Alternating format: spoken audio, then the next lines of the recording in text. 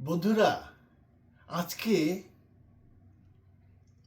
অন্য রকমের এক বই নিয়ে ভিডিও করতে বসেছি। আপনারা দেখতে পাচ্ছেন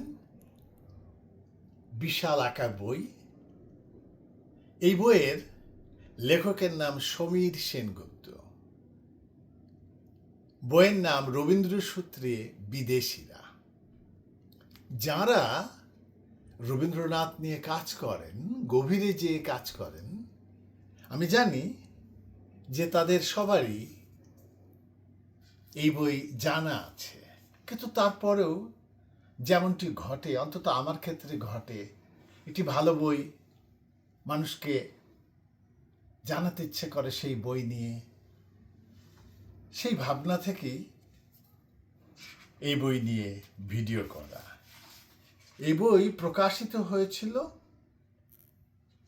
2010 সালে সাহিত্য সংসদ থেকে, এবং 1000 পৃষ্ঠার এই বইতে কিন্তু রবীন্দ্রনাথ যে বিদেশিদের সাথে চলেছেন, পত্র বিনিময় করেছেন, যাদের সাথে বিভিন্ন সূত্রে তার সংযোগ হয়েছে, তেমন সহস্রাধিক 1000-এরও বেশি মানুষের সম্পর্কে বলা আছে, এবং তাদের সাথে রবীন্দ্রনাথের সংযোগগুলোর সূত্র উল্লেখ করা আছে। এবং সে কারণে এই বই যেমন সে নিজেই একটি অনেক গবেষণা লব্ধ গ্রন্থ, এবং আমি বলবো যে এ বই প্রকৃতপক্ষে নতুন নতুন গবেষণায় নিয়োজিত হওয়ার জন্য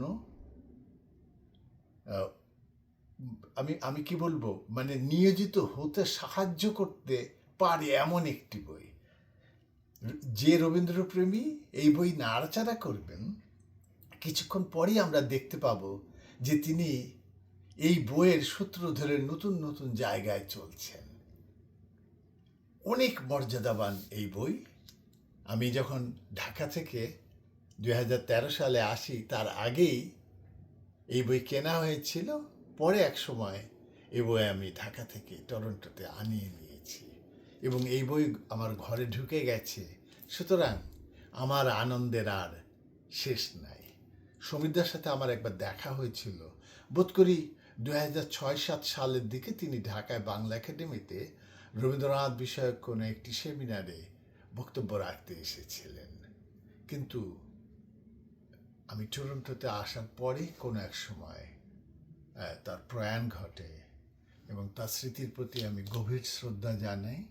এমন একটি বই তিনি আমাদের দিয়ে গেছেন, সেই জন্য আমাদের পক্ষ থেকে তাকে বিনম্র কৃতজ্ঞতা জানাই।